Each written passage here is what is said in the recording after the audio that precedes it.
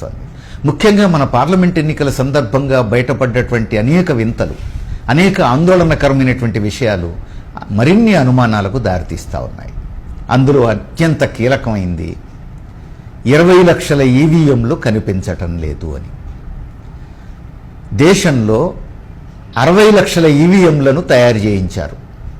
కంపెనీలకు ఆర్డర్లు ఇచ్చి 60 లక్షల ఈవీఎంలను తయారు చేసి ఆ 60 లక్షల ఈవీఎంలకు డబ్బు చెల్లించింది కేంద్ర ప్రభుత్వం. వాటిల్లో ఎన్నికల కమిషన్ 40 లక్షల ఈవీఎంలను ఉపయోగించింది. మిగిలిన 20 లక్షల ఈవీఎంలు ఎక్కడున్నాయి అనేది ప్రశ్న.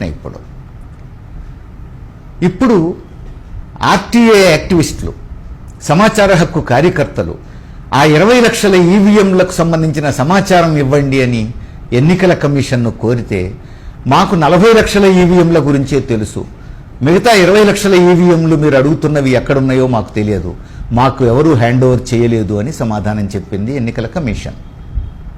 మరి ఏమైనట్టు ఆ 20 లక్షల ఈవీఎంలు? 60 లక్షల ఈవీఎంలను తయారు చేయించారు, 40 లక్షలు ఎన్నికల కమిషన్కి ఇచ్చారు, మిగతా 20 లక్షల ఈవీఎంలు ఎక్కడున్నాయి? దీనికి మోడీ సమాధానం చెప్పడు, ప్రభుత్వంలో ఏ అధికారి సమాధానం చెప్పడు. 1 కాదు 2 కాదు 20 లక్షల ఈవీఎంలు గల్లంతు. ఎట్లా సాధ్యం? ఇప్పుడు అందరికీ అనుమానాలు వస్తున్నాయి. పోలింగ్ అయిన తర్వాత ఈవీఎంలన్నీ స్ట్రాంగ్ రూమ్లో భద్రపరిచిన తర్వాత రాత్రికి రాత్రి ఈవీఎంలను మార్చేశారా?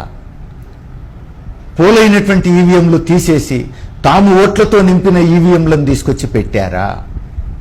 దీనికి సంబంధించినటువంటి అనుమానాలు ఈరోజు పెద్ద ఎత్తున దేశంలో వ్యాపిస్తున్నాయి. అయినా మోడీ మాట్లాడడు, అయినా ఎన్నికల కమిషన్ నాకేమీ సంబంధం లేదన్నట్టుగానే వ్యవహరిస్తున్నది. ఎవరు సమాధానం చెప్పాలి దీనికి? ఇది ప్రజాస్వామ్యమా? మరి ఎక్కడున్నాం మనం? ఇది చాలా సీరియస్గా ఆలోచించాల్సినటువంటి విషయం. 20 లక్షల ఈవీఎంలు అబ్రకదబ్రా అన్నట్టుగా ఉంది.